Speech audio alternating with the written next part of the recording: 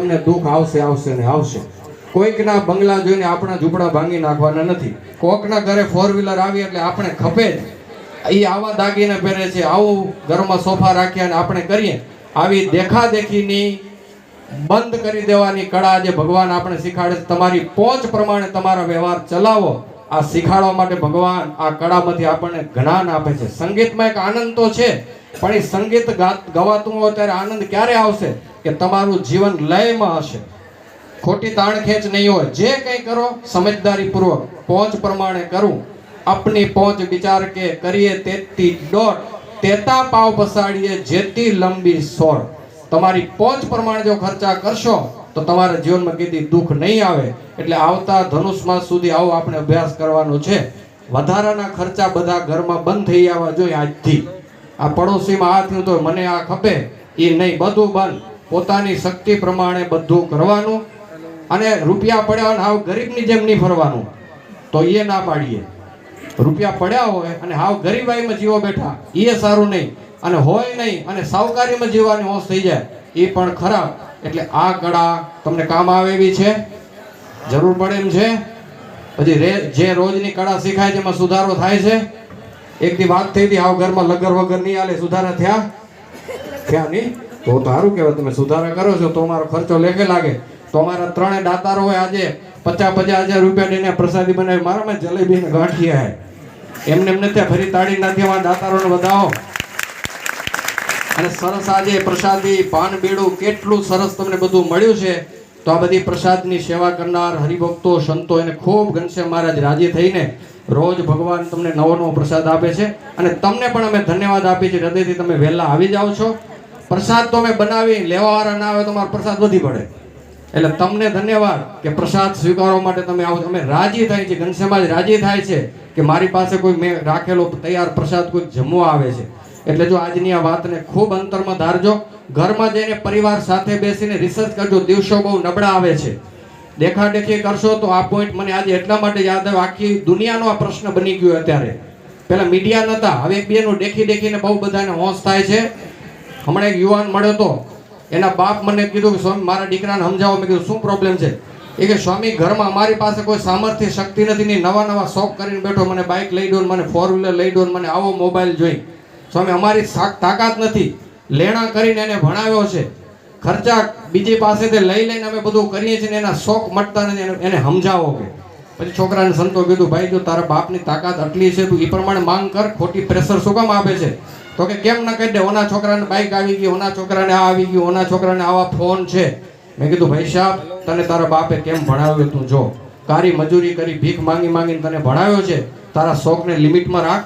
તું જેથી કમાય તારા કરોડો પૈસા તેથી ગમે એવા જલસા કરજે, પણ બિચારા તારા બાપની પરિસ્થિતિ જો રાત્રે સૂઈ નથી શકતો તારી ચિંતામાં. એટલે મહેરબાની કરીને આ ઘનશ્યામભાઈની ધૂનમાં કોઈ આવ્યો હોય, પરિવારને માતા પિતાને સાસુ સસરાને એવું કોઈ દબાણ ન દેજો કે બિચારા તમારે કારણે રાતના ઉજાગરા કરે, સૂઈ ન શકે, એનું ભજન ન થાય, આવો ડિસ્ટર્બ કોઈને ન થાય એવી આપણી જિંદગી જીવો. ભક્તો સિમ્પલ લાઈફ છે ને એ જ લાઈફ આપણી સારી લાઈફ છે. સિમ્પલ લિવિંગ એ જ આપણું જીવન છે. પહેલાના માણસોના હાઈ થિંકિંગ હતા અને સિમ્પલ લિવિંગ હતા. હવે આપણા લિવિંગ હાઈ થઈ ગયા અને આપણા થિંકિંગ લો થઈ ગયા. એટલે આપણે જીવનમાં દુઃખ આવ્યા છે. મર્યાદામાં રહો. ઘણાનો તો ફેશન થઈ ગયા. અઠવાડિયામાં એક દિવસ તો બહાર ખાવા જવાનું. તમારા મુંડા કરી નાખે હોટલવાળા તમારા આગા નથી થતા. અઠવાડિયું હાલે એટલું એક દિવસમાં લઈ લે. આ બધા શોખ બંધ કરો અને એક દિવસ પણ બહાર નહીં જવાનું. જો આ ઘનશ્યામભાઈની ધૂન કરવા આવ્યા હો તો ઘરનું ખાવાનો સંકલ્પ કરીને જાઓ. અમે ઘરમાં ખાશું ને 2 પૈસા બચે કોઈ ગરીબને દેશું. અમે કોઈ હોટલવાળા રેકડીવાળા બેઠા હો તો માફ કરજો, મને તમારી ઘરાકી ભાંગતો નથી હું, પણ કોઈના ઘર ના ભાંગી જાય એની ચિંતા છે અમને. એક દિવસ પણ ખોટો બગાડ ન કરો. ઓચિંતાના તમારા જીવનમાં ખર્ચા આવી પડશે. પરિવારમાં કોઈને બીમારી આવશે, કોઈને ઘરમાં જરૂરિયાત પડી જશે. પૈસા બચાવો. જમાનો બહુ વિચિત્ર આવે છે. તમારી પાસે બચાવેલા પૈસા તમને જ કામ આવશે. એટલે આ ઘનશ્યામ મહારાજ લિમિટમાં રહેવાની આજે કળા શીખાડે છે. અહીંયા માત્ર ધૂનમાં નથી આવવાનું, પણ કંઈક ને કંઈક શીખીને ઘરમાં સુધારો કરવાનો છે. કરશો? થોડોક સુધારો કરશો?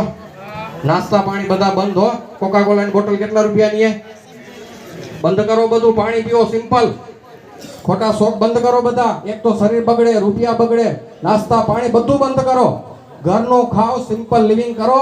અને લાખો રૂપિયા વર્ષના બચાવી નાખો તો ધનુષ માસ અમારો લેખે લાગ્યો ને આ ખર્ચો અમારો તો લેખે લાગ્યો. તમારા ઘરમાં રૂપિયા બચવા જોઈએ આજથી. વર્ષ એક જાય એટલે ખબર પડી જાય કે આ ધૂનમાં ગયા એનું ફળ મળ્યું. અમારા ઘરમાં બચત થઈ, અમારા ઘરમાં આટલા પૈસા બચ્યા. અમે આ ધૂન માત્ર તમને સ્વામિનારાયણ બનાવવા માટે નથી કરતા, તમને સુખી બનાવવા માટે આ સંતો ધૂનના આયોજન કર્યા છે.